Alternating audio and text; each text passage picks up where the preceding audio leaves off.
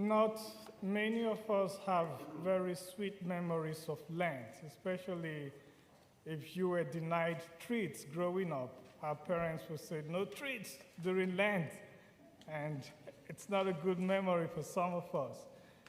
I also have not so good memories about Lent. In the seminary, when I was studying philosophy, I had a classmate.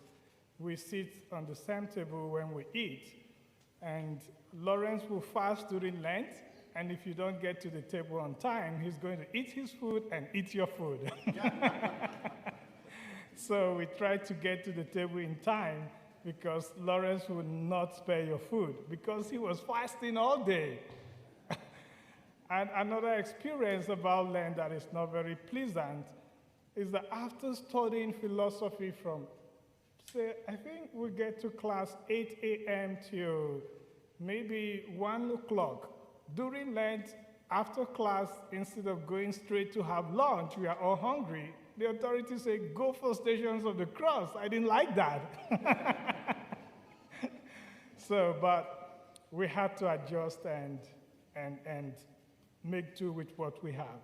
So sometimes when we think about Lent, we think that it's a time to deny ourselves, it's a time to make sacrifices, and it's not something that is very attractive to the human nature.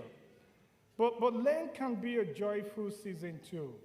It can be a joyful season if you continue to deepen your relationship with God and you begin to even anticipate it. I never imagined in my life that I will anticipate Lent.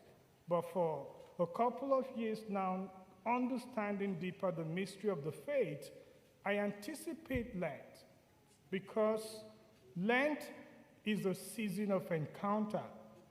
Lent is a time to seek God in a deeper way. Lent is a time to up our game in the spiritual life, to be in full motion, to seek God with our whole heart and mind and strength. Christianity is not a passive experience where we sit back and wait for God to do marvels. It is a conscious decision to also pursue God, just as He is pursuing us. And that is what Lent is about. Today, our readings remind us that the Lord is boundless in His mercy, and He deeply desires intimacy with you. He deeply desires intimacy with us. I think that's the call for Lent. He is not calling you to suffer yourself or make unnecessary sacrifices for nothing. He's inviting us that He's created us for relationship, and there is something that separates us from Him and that relationship, and that is sin. And in the prophet Isaiah, he said, come, let us reason together. Come, let us sit and talk together. Even if your sin is as red as crimson, I will make it white as snow. And so he is a desperate lover. You know, one of the favorite books in the Old Testament that I love so much is the book of the prophet Hosea. And in that book, God demonstrates His faithfulness to us. He says, even if you are unfaithful, I will always be faithful.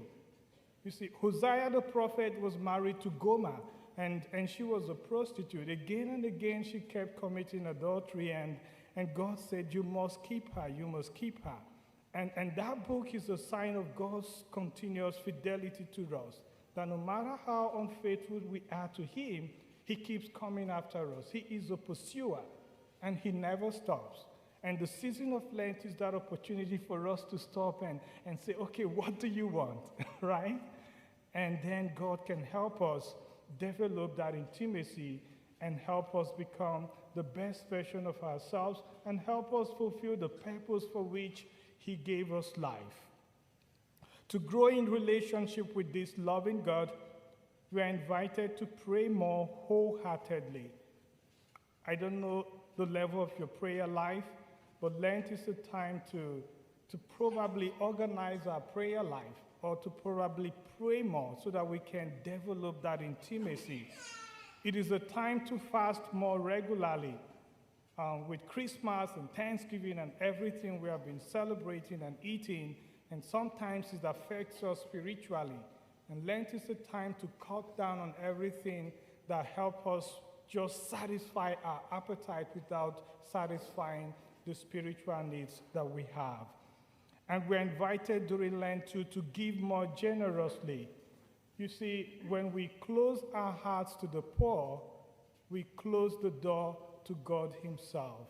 And during Lent, we're invited to be generous. In becoming generous, we open our hearts to God and grow in that intimacy that you and I seek so desperately. This is the great call of the Lenten season, and I pray that we will use these 40 days of Lent to grow in deeper intimacy with the Lord. Amen. Amen. So we will now file out for the ashes as we come out for communion. And after that, we will do the prayer of the faithful and then go to the second part, the Eucharist. So I pray and expect that we will stay back and receive communion at this Mass. All right.